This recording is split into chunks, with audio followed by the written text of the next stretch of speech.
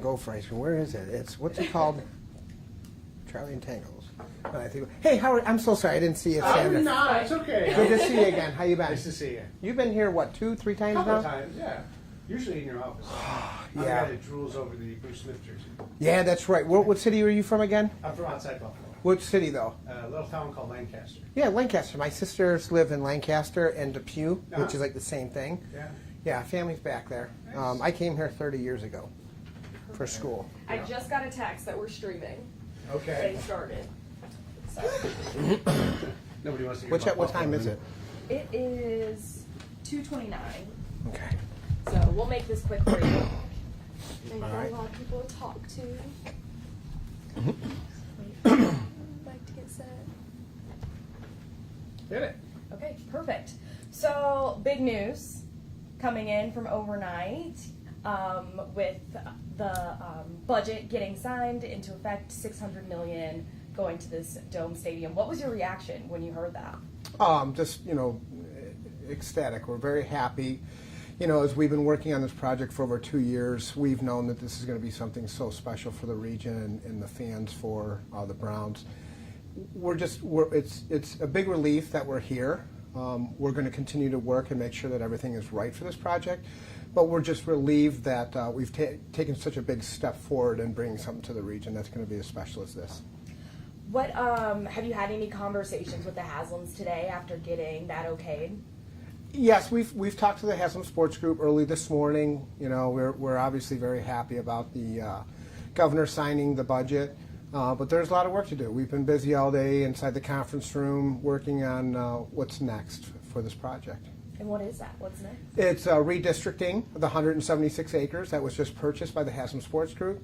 The redistricting is going to be a wide variety of options to be able to put into the mixed-use area, from homes to retail, and we're going to be working with our Planning Commission Tuesday, July 8th at 6 p.m. We're going to introduce that here in our council chambers, and then if that is approved by the Planning Commission, it'll be sent off to City Council for final approval.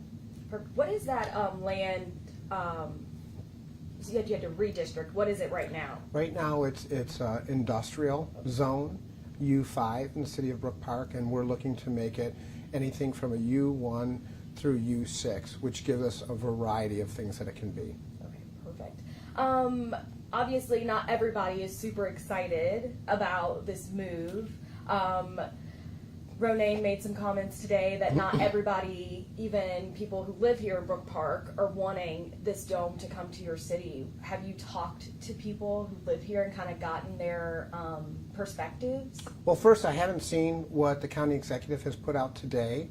What residents that may be reaching out to him, I hope that they reach out to me. We have not had any negativity here in the city of Brook Park. As you follow social media, or we have our different meetings, public meetings about this, it's all been positive. We just gave a State of the City on May 8th, and from that meeting what we were able to understand from the residents is that they're excited. There wasn't a lot of people coming in complaining. So we live here in the city of Brook Park. We're here every single day. We consume the temperature of our residents. So maybe what the county executive is feeling downtown in his office about Brook Park residents, maybe some phone calls. And what I would say to the county executive is, send those residents' numbers over to me, and I'll bring them in and educate them on what a special and wonderful project this is for us. Because the more education that we have about this project, we're going to learn that this is going to be able to create jobs and economic development in a way that we're going to bring visitors here. And once people understand the impact that it's going to have on the community and the region, I think they'll understand how wonderful it really is. Want to go back and talk money just a little bit more. I know they got money from the state. They have their own money that they're putting into this project. What does the money from Brook Park look like? Well, we're still talking and negotiating that. So those numbers are not public at this point. Whenever we work with any business, what we do is we work privately with them before we present that to our city council and to our residents. We understand that we only have a threshold. There's only a certain threshold that Brook Park will be able to afford. Obviously we have our obligations of increased operational costs for operating a city. As we bring new things here, we're going to have to make sure that we can govern it. We also have the ability to have an obligation of the brick and mortar, and that will have a certain threshold there. And then obviously we have to profit money from this. There's a business to be run here in the city of Brook Park. We need to pick up trash. We need to run our fire department, our police department. We have to operate our tax department, finance department to make things work. So we do need to generate money from this as well. So the financial obligation from the city of Brook Park will have a certain threshold, and inside of all of this, this project that will pay for itself will obviously have to have the money for our increased operational costs. That's a must. Okay. And do you have like kind of a date potentially where you guys will have those discussions kind of closed off and you'll be able to take it to council? Yes, so what our plan is to do is to make sure that we do step by step. Obviously, we made a very big step a few hours ago with the governor signing off on the budget. Now we move to the rezoning portion of that, and once the city leaders here in Brook Park finish with that, we will then be able to present to them our financial package that they will have to approve. Okay, perfect. Overall, this seems like it's going to happen. Absolutely. And we should all be excited about this. This is something where we're creating a new culture for the Cleveland Browns and their fans. I know some people are used to the same old parking lot to tailgate in.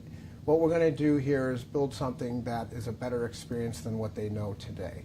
So I just tell people to stay positive, and once we have this built, I'm going to tell everybody that they're going to enjoy this more than what they can imagine right now. So potentially better than the Muni lot is what you're saying.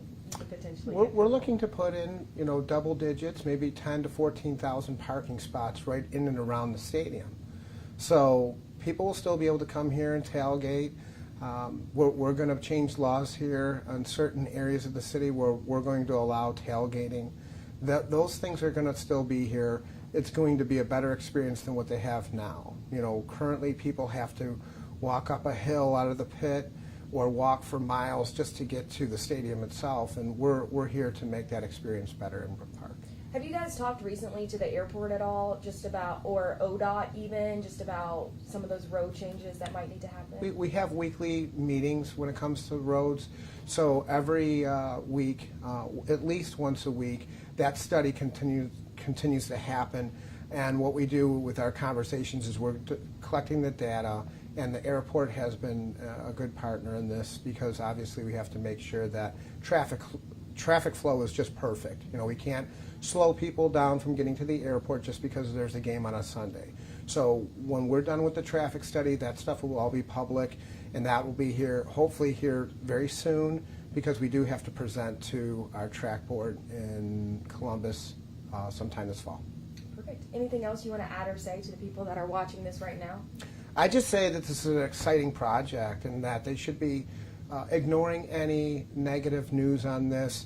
This is something that is going to be great for the region. We're very, very excited that we finally have gotten here. This is something that Dee, Jimmy, myself, the leaders here in Brook Park, we've been working on this for over 2 years, and it's exciting, and it's going to be very popular. It's going to be the best NFL stadium in the league, and just want to end it with the Go Browns. Cool. Perfect. Thank you so much. Thank you. All right. Off to my next one, and then I got 2 more. We appreciate you for your time. So when you say you live stream that, is that on, where's that at? So on our app Okay. and Facebook. Cool. Yeah. Great. Thank you so No much. problem. Take your time. We'll get the other people in. Oh, water, coffee. I think we're I'm good. Thank Sure. you. Yeah. Thanks. All right. Everybody knows Buffalo's going to have the best stadium in the country. It's gonna be Buffalo. Okay, well, they have the best outdoor stadium. That's real. Alrighty. All right, so we can kill this? Yep. We're good. And